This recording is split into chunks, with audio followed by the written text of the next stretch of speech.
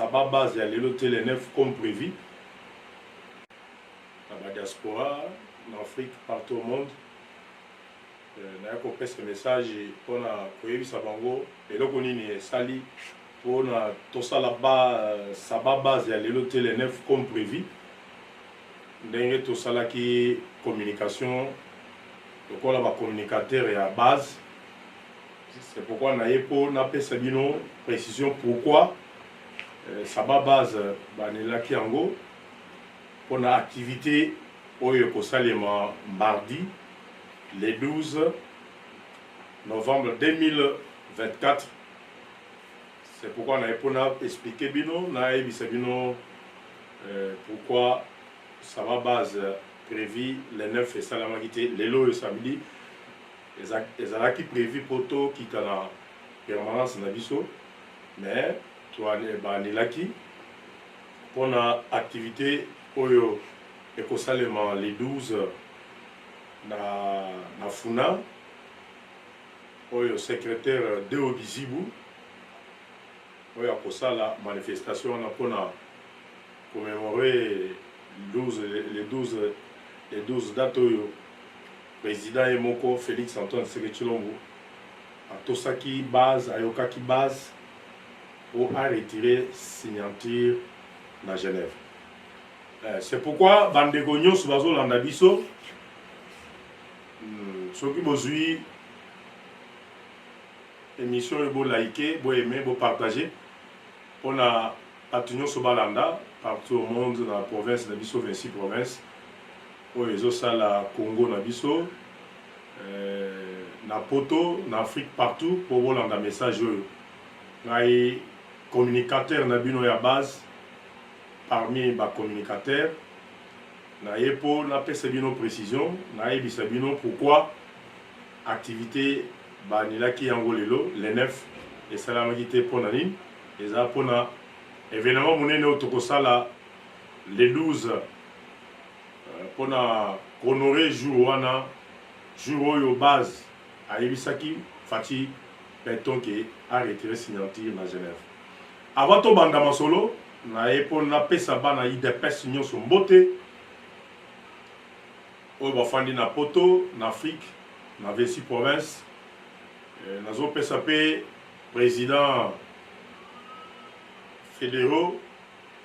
fédéral oyo ya Mbujimai Chabasatou na équipe na nyonso nazo pesa bino mbote na landaki message na bino na réseaux sociaux oyo bosalaki en tout cas déclaration politique bosalaki et bosalaki yango bien. C'est pourquoi nazo pesa bino mbote kala mazo pesa bino mbote nzamba batela bino courage botelema parce que makambo nyonso ezosi là na epo na ebisa bino ke bo lekisa date le 12 oyo mardi il faut bino pe bo célébrer date wana Mbujimai partout na 26 provinces ata na poto na Afrique partout eza date oyo munene eza mémorial ya base toko lekisa date wana te. C'est pourquoi CG na biso de Obizibu asala intérim kanisi po kosala kokanisa date oyo munene oyo kopesa ba kopesa honneur na ba base nyonso ya Congo oyo basalaki jour wana po batelemela Félix Antoine Tshisekedi Tshilombo comme président IDPS tango wana po lelo oyo to zo pouvoir ezalaki mpona mosala oyo base asalaki ya kosenga a retirer signature à Genève. C'est pourquoi nazo pesa pe président de la République Félix Antoine Tshisekedi Tshilombo mbote nzamba batela yo kaka ndenge nalobaka ke yo okokufa lokola Lumumba te okokufa lokola Kabila te okokufa lokola Mobutu te yo oza don divin oyo nzambe atindeli biso na Congo mpo osilisa pasi ya Congolais de père et de mère oyo ya qualité ya bien bana mboka. C'est pourquoi yo oza na mandat te oza na mission tozopesa mbote nzambe abatela yo a protéger yo parce que oza espoir ya peuple congolais porte la bénédiction ndenge nalobaka président solution espoir ya peuple congolais eza yo. C'est pourquoi na ye po nayebisa bana IDPS nyonso ba papa ba mama bana bayaya base nyonso ya IDPS monde mobile parce que IDPS c'est un esprit tu sais que dans mon beza esprit ils ont la carte ya batu nyonso congolais nyonso azala muntu ya IDPS parce que banda Hollanda Etienne Tshisekedi na makambo nyonso politique nyonso banda osala c'est pourquoi na yebisa base nyonso ki premièrement nous féliciter bino nazo jeter bino ba fleur parce que toko pesa ba fleur toki batu ba sili ba kufite faut ko pesa batu fleur tant baza na bomoi c'est pour base na biso nyonso ya IDPS précisément na wana Kinshasa parce que Kinshasa est la capitale base nyonso eza wa bazo représenter ba province mususu 26 province nyonso na monde entier a na capitale makambo yo salema wa eza engagé ba base nyonso ya Congo mobimba na monde mobimba oyo bazo sala c'est pourquoi naye pour na féliciter bino na pesa bino message oyo c'est pourquoi lelo le 9 ezalaki prévu que il fallait tout descendre à permanence na biso ndenge tolobaki mais to juger bon que il faut annuler ça va base à lelo parce que les 12 les événements monene oyo ya base à salaki pour na koyebisa Fati Béton a retiré signature c'est pourquoi lelo bon on a qui to descendre te ba sababa de salamaki te ndenge tolobaki c'était pour événement yoko salema les 12 autres tozo sala mobilisation tozo yebisa bana IDPS nyonso message de la 26 provinces na poto pour la date le 12 il faut beau célébrer pe date oyo na ba province bisika bozali na ba fédéraux nyonso beau célébrer date le 12 mardi ozali boso pour na ezala bien parce que ça date mémorial munene o toko bosanate o to salaki Fatia tosaki ayokaki ezala ke Fatia ayokaki base te lelo toza pouvoir te bokolanda ba image ba kocha image bokolanda ndenge moko ye moko azo sala déclaration na pour retirer signature a salaki achaki signature le 11 le 11 on a butu na tongo bato batelemi base batomboki parce qu'il devait ces pyramides renversées balobi que il faut retirer signature na yo makambo yo signé na biso tozakuna te biso toko soutenir Fayulu te biso tosali musala 37 ans ya bitumba pona kosali ya Fayulu te yo nde ozalaki leader tango bokenda yuna po ba soutenir yo comment le kondima po yo ozonga après Fayulu oya ko soutenir Fayulu pour signer que na soutenir Fayulu base toboyaki eloko wana Congo moyo bato batelemaki basalaki ba déclaration ba pesier 48 heures pour retirer signature a signaki makambo wana document na le 11 le 12 a retiré signature c'est pourquoi les autres en pouvoir il dit pour le baquet Fati Béton a kobosa na base te Fati Béton a kobosa na base a ko décevoir base ya IDPS te parce qu'il y a dit que force na e eza base force na e eza IDPS force na eza base ya IDPS soki totelemi ayokaka makambo échangeaka c'est pourquoi na yepona yebisa bino ke bon enlever makambo yake Fati abosani base abosani ba jamais abosani base dato le mardi ayebi dato wana akobosa na dato wana te parce que ça mémorial munene c'est pourquoi jour wana tozo célébrer ngo et puis nazo féliciter secrétaire général nabiso de Obizibu pour la initiative ya sali pour dato wana to célébrer ngo c'est pourquoi nazo féliciter na ba bureau na nyonso comité na nyonso mobimba o bazo sala musala ensemble na ba fédéraux na ba nationaux na biso batu nyonso bazo sala musala na ye félicitations pour initiative au basali pour la date ya le 12 to célébrer ngo c'est pourquoi to annulé sabaya samedi lelo le 9 pour te préparer les 12 pour tout ça la mobilisation dans la mobilisation pour n'attendre aux autres bien vite il faut émission pour partager pour liker pour aimer pour na batunion sur IDPS base sur IDPS pour landa pour na événement où il y a les 12 et ça mon nene tout ça la bisognon sur na funa pour na soutenir au mémorer au kanisa jour les 12 et ça la teke Fatias ayoka ki base les autres ça pouvoir dire c'est pourquoi toujours CP là mingi pour na président la biso ayoka kamingi akobosa na base de parce que makambo e komi na suka problème est honorable kabuye Cécile tokozongi la voter pour na kolobaka mikolo nyonso te problème na Cécile to komi na suka pour na makambo nyonso ici là c'est pourquoi na epona ebisa bino na pesa bino message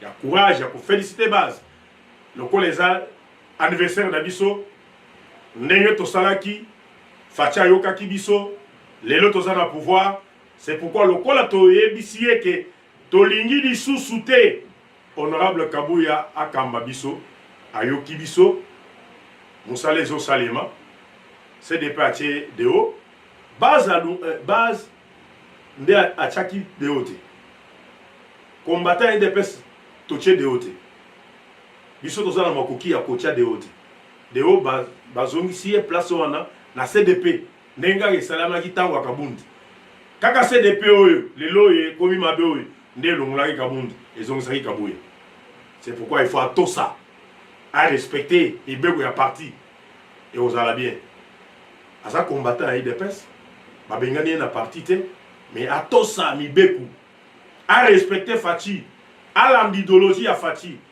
à l'andandeni Fati à salaki ayoka ki base lelo za président de la République lelo ayo aizala ki ayoka ki base te lelo tozala ki tolera tous au pouvoir te c'est pourquoi toujours féliciter président Fati Benton oyo ayoka kabatu c'est pourquoi nazo yebisa combattant nyonso boye bake Fati ayoki biso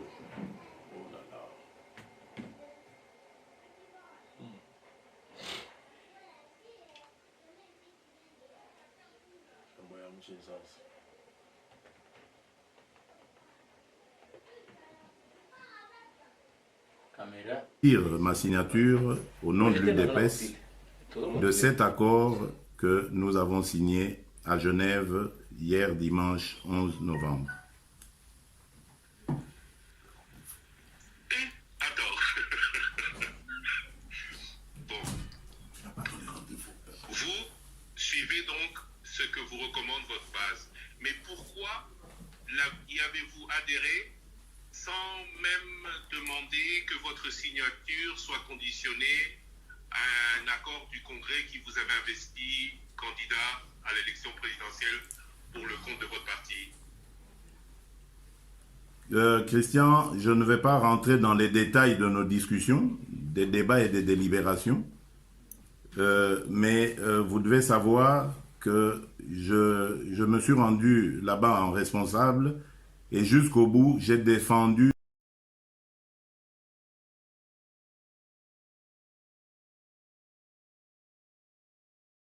commission ya ponaki po basala musala na ekomi na suka semelo to robanda na banzi ekosila te makambo nyonso ekozala en place c'est pourquoi nazo yebisake les 12 moto atikala na ndako te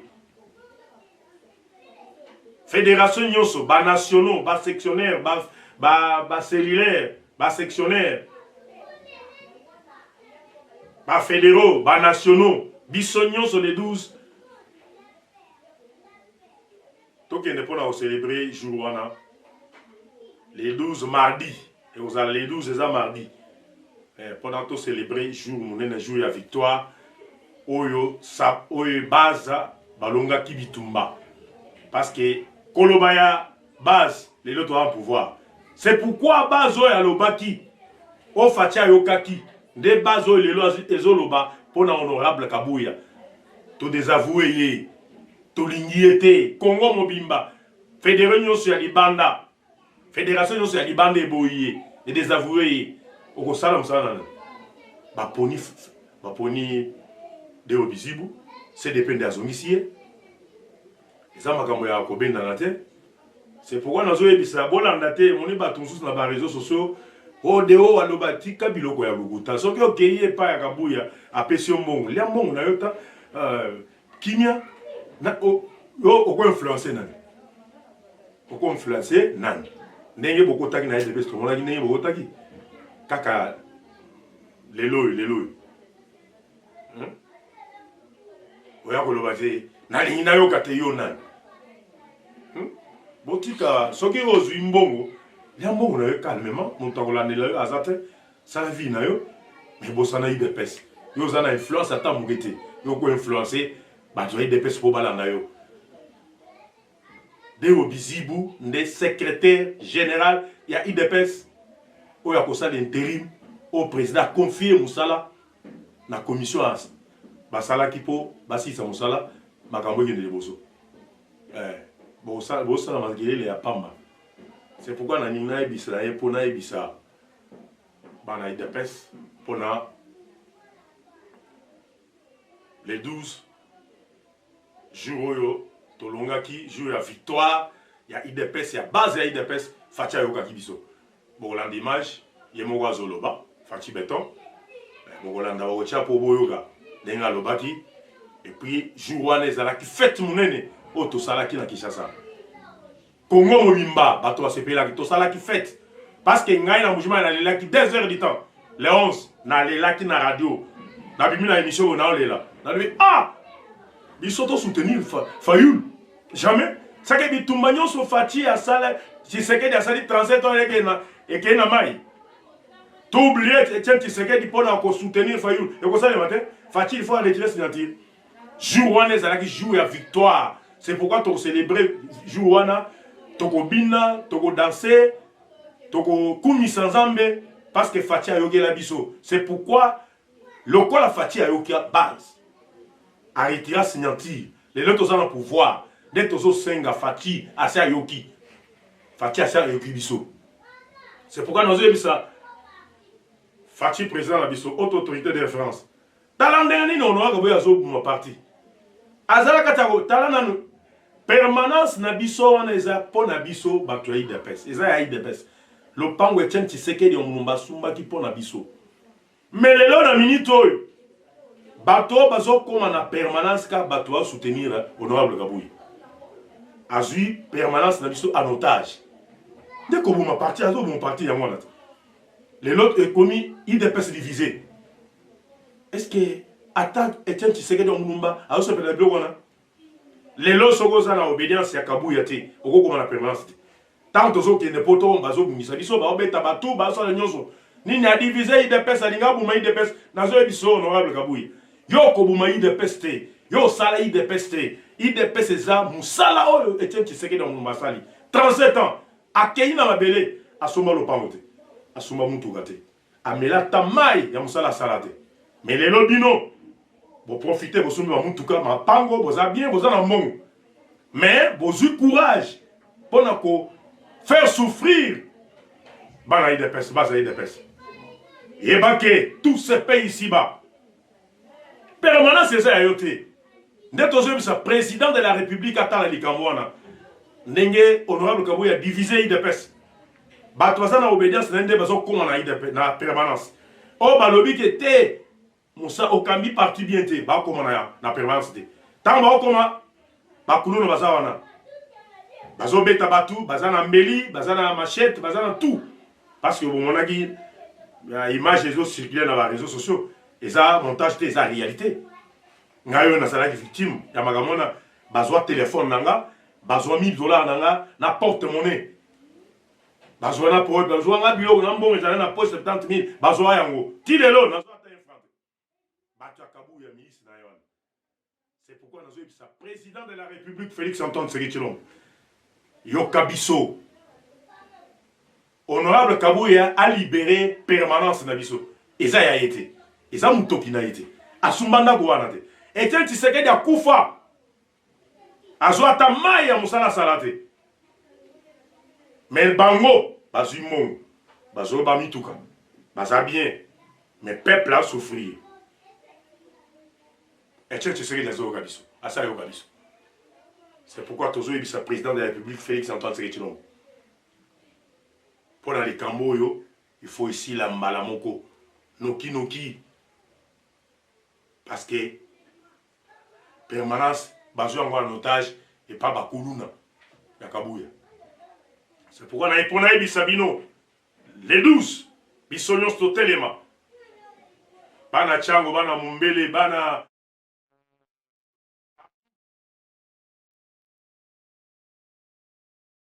Chango.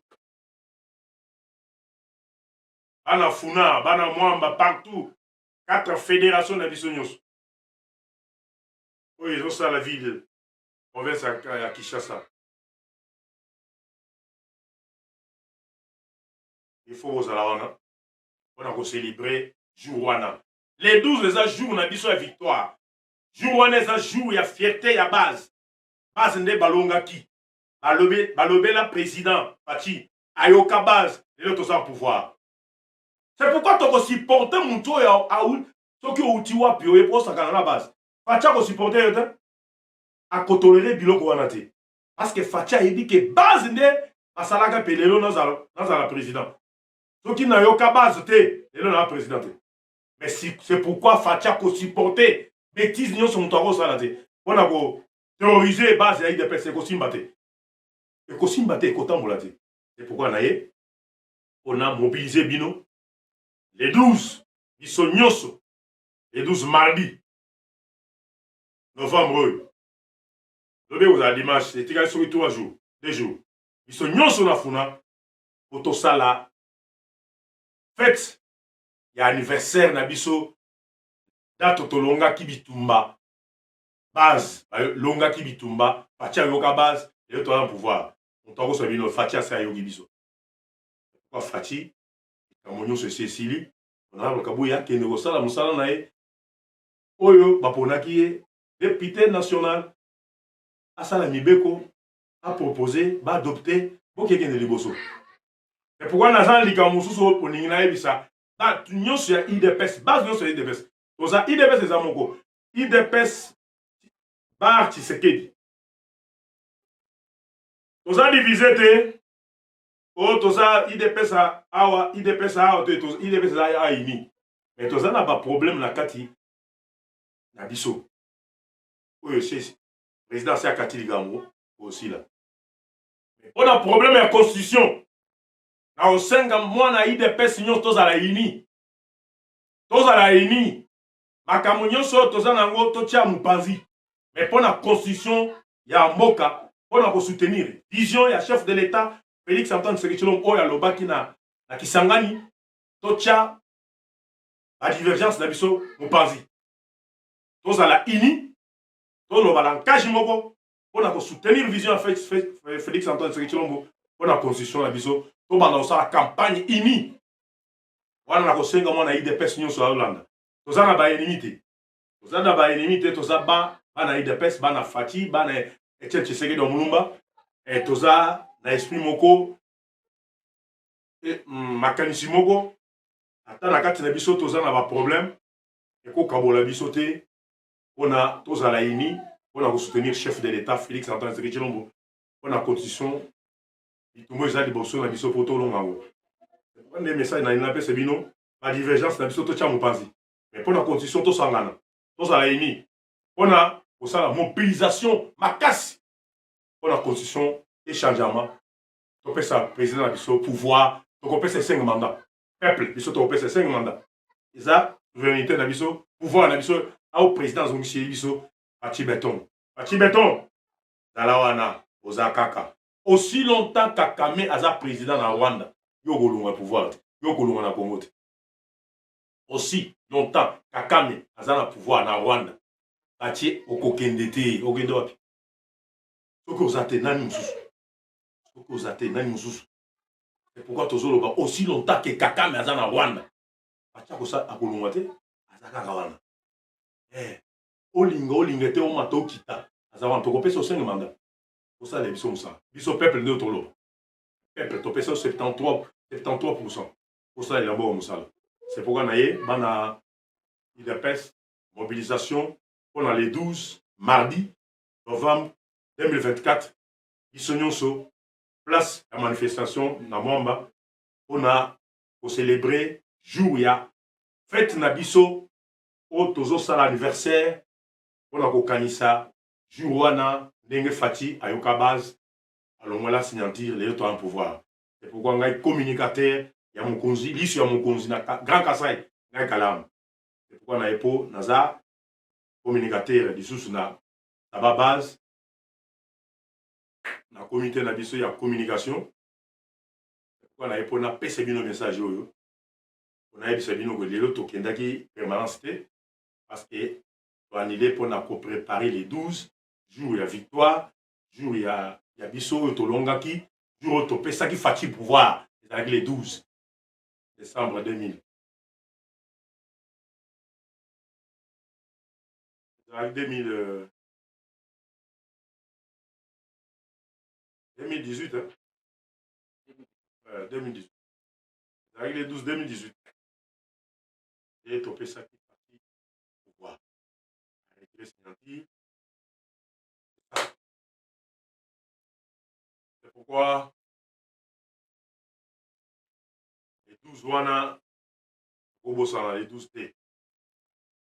Les jours wana topesaki ye pouvoir les 12 décembre et novembre 2018. Kobosana te, na jour monene, mais ça mémorial. Et ça la tête totalement quitté.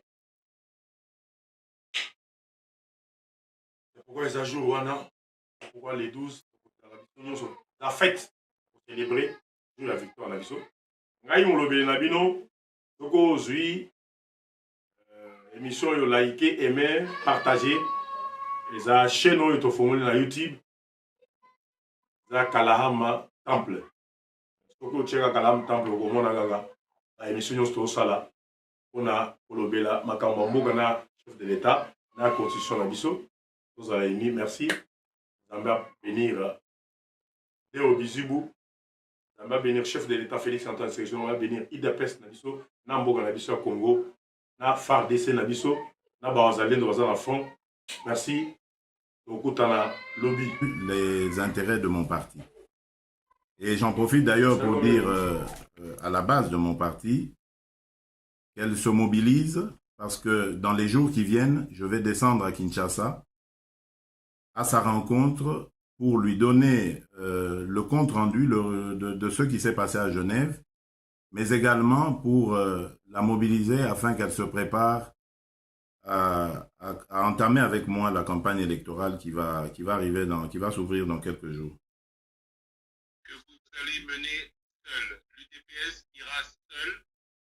Seul ou avec ceux qui voudront la suivre, évidemment. On parle de l'UDPS, la base de l'UDPS, que Vital Kamerhe rencontriez, qu'il y ait une candidature commune.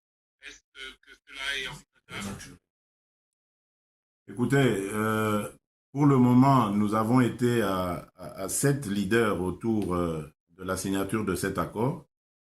Je crois qu'il s'est passé des choses. C'est à chacun, évidemment, des leaders de se comporter en fonction de ce que son parti va décider. Donc, à mon avis, c'est encore prématuré d'aller sur la conclusion d'un tel arrangement. Ma priorité, je la réserve à ma base. Donc, laissez-moi d'abord rentrer à Kinshasa dans les jours qui viennent, m'adresser à ma base, relever la température de celle-ci, et ensuite, je pourrais peut-être répondre à votre question. Vous parlez non pas de votre base, mais des leaders de l'opposition avec qui vous avez tenu réunion pendant 72 heures. Est-ce que votre décision d'aujourd'hui, que vous annoncez en exclusivité sur Top Congo FM, n'aura pas de grave relation? Mais écoutez, j'ai dit que je l'ai fait en âme et conscience lors de la réunion dont vous parlez, des 72 heures. Ici aussi, vis-à-vis de ma base, je vais le faire en âme et conscience.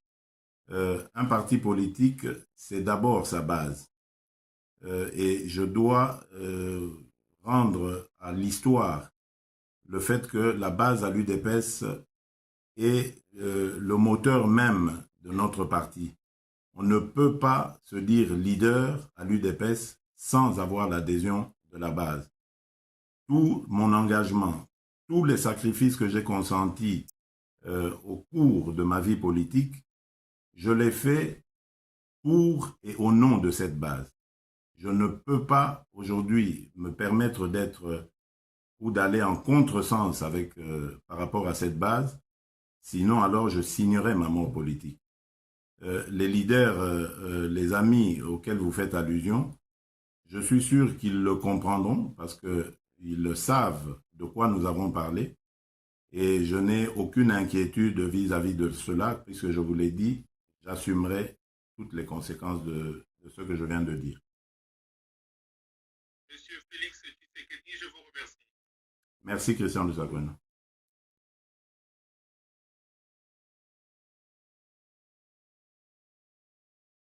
Ce que je dis, je vais me retirer, je retire ma signature au nom de l'UDPS de cet accord que nous avons signé à Genève hier dimanche 11 novembre. Attends.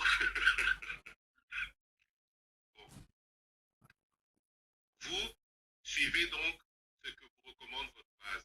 Mais pourquoi y avez-vous adhéré sans même demander que votre signature soit conditionnée à un accord du Congrès qui vous avait investi candidat à l'élection présidentielle pour le compte de votre parti?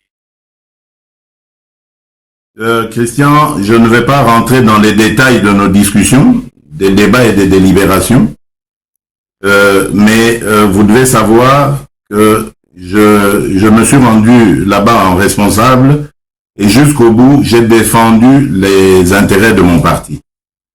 Et j'en profite d'ailleurs pour dire à la base de mon parti qu'elle se mobilise parce que dans les jours qui viennent, je vais descendre à Kinshasa à sa rencontre pour lui donner le compte-rendu de ce qui s'est passé à Genève, mais également pour la mobiliser afin qu'elle se prépare à entamer avec moi la campagne électorale qui va arriver qui va s'ouvrir dans quelques jours. Que vous allez mener seul. L'UDPS ira seul. Seul ou avec ceux qui voudront la suivre, évidemment. On parle de l'USC, la base de l'USC, souhaiterait que vous et Vital Kamerhe vous rencontriez pour qu'il y ait à vous deux une candidature commune. Est-ce que cela est envisageable? Écoutez, pour le moment, nous avons été à 7 leaders autour de la signature de cet accord. Je crois que il s'est passé des choses. C'est à chacun, évidemment, des leaders de se comporter en fonction de ce que son parti va décider. Donc, à mon avis, c'est encore prématuré d'aller sur la conclusion d'un tel arrangement. Ma priorité, je la réserve à ma base. Donc, laissez-moi d'abord rentrer à Kinshasa dans les jours qui viennent, m'adresser à ma base, relever la température de celle-ci, et ensuite, je pourrais peut-être répondre à votre question. Vous parlez non pas de votre base, mais des leaders de l'opposition avec qui vous avez tenu réunion pendant 72 heures. Est-ce que votre décision d'aujourd'hui, que vous annoncez en exclusivité sur Top Congo FM, n'aura pas de graves conséquences dans vos relations? Mais écoutez, j'ai dit que je l'ai fait en âme et conscience lors de la réunion dont vous parlez, des 72 heures. Ici aussi, vis-à-vis de ma base, je vais le faire en âme et conscience. Un parti politique, c'est d'abord sa base. Et je dois rendre à l'histoire le fait que la base à l'UDPS est le moteur même de notre parti. On ne peut pas se dire leader à l'UDPS sans avoir l'adhésion de la base. Tout mon engagement, tous les sacrifices que j'ai consentis au cours de ma vie politique, je l'ai fait pour et au nom de cette base. je ne peux pas aujourd'hui me permettre d'être ou d'aller en contresens avec par rapport à cette base, sinon alors je signerai ma mort politique. Les leaders, les amis auxquels vous faites allusion, je suis sûr qu'ils le comprendront parce que ils savent de quoi nous avons parlé et je n'ai aucune inquiétude vis-à-vis de cela puisque je vous l'ai dit, j'assumerai toutes les conséquences de ce que je viens de dire. Monsieur Félix Tshisekedi, je vous remercie. Merci Christian Desagrena.